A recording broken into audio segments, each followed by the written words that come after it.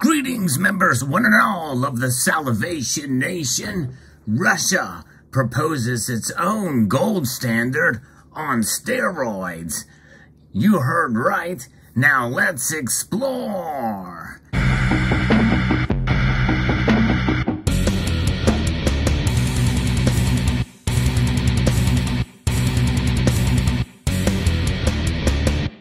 Indeed, this news coming in fairly recently, as shared with me by several members of the community, Russia is actually looking to replace the LBMA. It wants to create its own standard based off of its own type of association, a bullion market association of its own.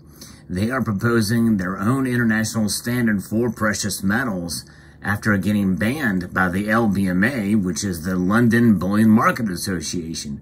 And it could have a fixed price in national currencies, according to an article here from Kitco News.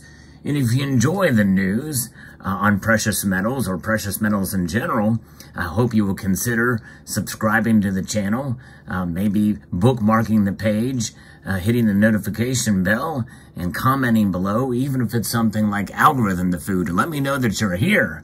Yes, indeed. Appreciate every one of you being here. But the country's finance ministry said it is critical to create the new Moscow World Standard, the MWS, to normalize the functioning of the precious metals industry and to have an alternative to the LBMA.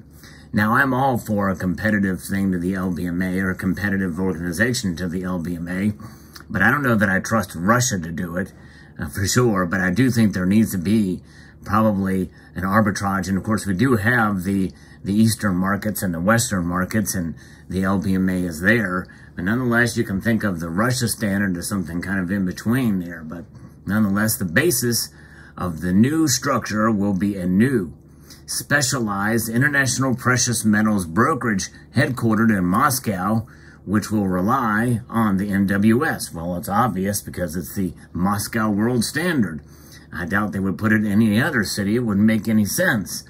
This is according to the finance ministry in a letter quoted by the Russian media.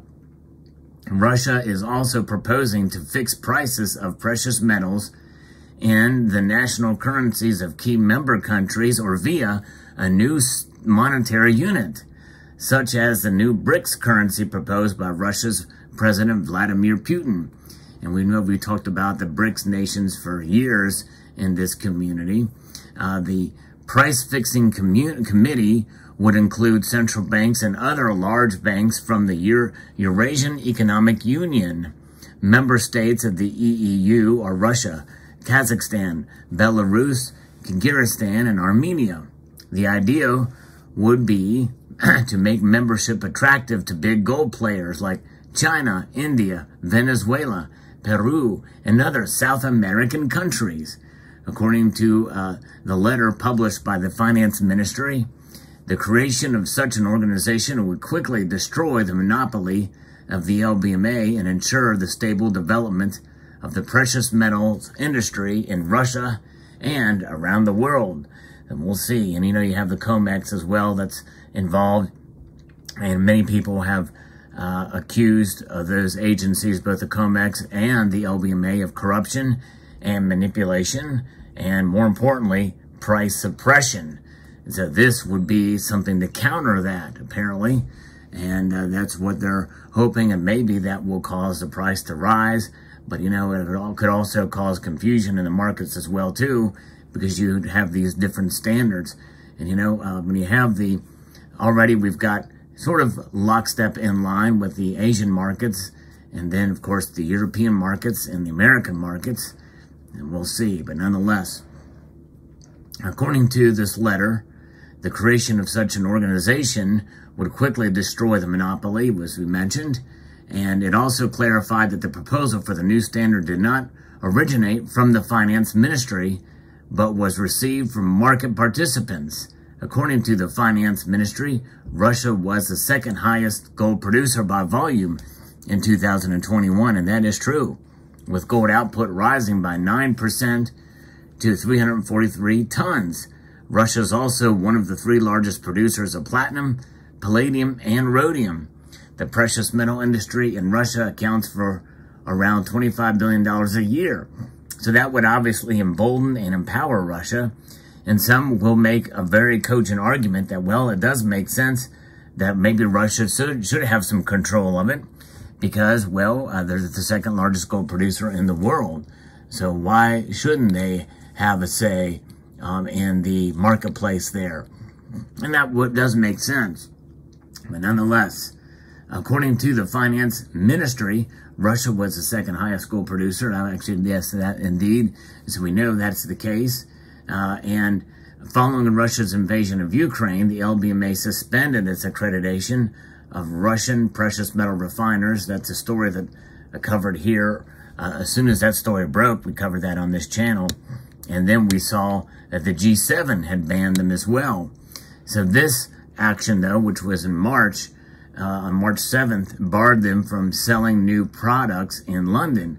Now, the existing products, or stuff that was already en route there, did continue. And so that eventually has run out or will run out soon if it hasn't already. The finance ministry said the action paralyzed Russia's precious metals activities and was a critical negative factor. This contradicts what many analysts have dubbed a largely symbolic move by the LBMA. Of course, we also have what we talked about as well with the G7 banning Russia as well, Russian gold from being traded among maybe even outside of the LBMA. But nonetheless, largely symbolic probably on both fronts, but they will sell their gold in and out, and they want to be able to, I guess, essentially codify it with this Moscow world standard to create something that is going to compete with the LBMA. Will it work? I don't know. They are, again, most of the world condemns what they are doing in Ukraine and their economy. Again, you think about their economy is about the size of Italy's, and I don't really know that they have the economic power, even aside from what's going on in Ukraine, to be able to handle this. But nonetheless, they are the second largest. Now, I know there are going to be many in this community who will be for this action. I don't know that I would trust them. We think that the LBMA is corrupt. Just wait till Russia gets involved. Russia's whole system is corrupt. It is certainly not a democracy or anything remotely similar to a democratic type of government there, or representative republic. It's only on paper, but nonetheless, I don't know that I would trust them to handle such a thing. I don't trust the LBMA fully either. You know, in the end, precious metals will be, their true value will certainly be realized by the free market in due course, no matter what manipulation is going on of any sorts. But nonetheless, could it be good to have a competing market, you know, a competing standard? Maybe. I don't know. Can you think of any other country or nation that could do it other than Russia? You may make a very good argument that you can't. And so if something like that is going to be done, considering Russia's place in the production of gold, that may be something to implement, given that it's a $25 billion industry in Russia. This would certainly embolden them and give them legitimacy, and in due course, make it so that if they were to do something like this to another nation, it would be much harder, and they would have more clout because they control the standard. One of the biggest standards, it would be the competing standard of the LBMA. So I believe it is probably a political move that they want to do this to give themselves some clout in the bullion space, is my guess. But, you know, because, you know, and the thing is this is something that realistically should have been proposed years ago and probably would have made sense years ago. But look at the timing of the announcement. Very interesting and deep. But nonetheless, it just goes to show you that certainly they are probably being hurt by these sanctions with its accreditation with the LBMA. So that being said, this is probably why, well, this is why they're doing it. There's no question about that. And but we'll see how it plays out. And already they have this Eurasian Economic Union that we talked about here in this price fixing committee. And these nations will be agreeable because they're all allies of Russia. And we know that probably if that does occur, and that we may see that they've moved by these other nations to take part. So really, it doesn't matter what we think. It's about what the other nations, the BRICS nations, and the EU nations think and do. If they can collaborate and create it, then it shall be done. We'll see what happens. Very interesting indeed. Let me know what your thoughts are in the comment section below. Hope you enjoyed this video. I'd like to extend a multitude of gratitude to you all for taking the time to watch, and encourage you to please rate, share, comment, and subscribe.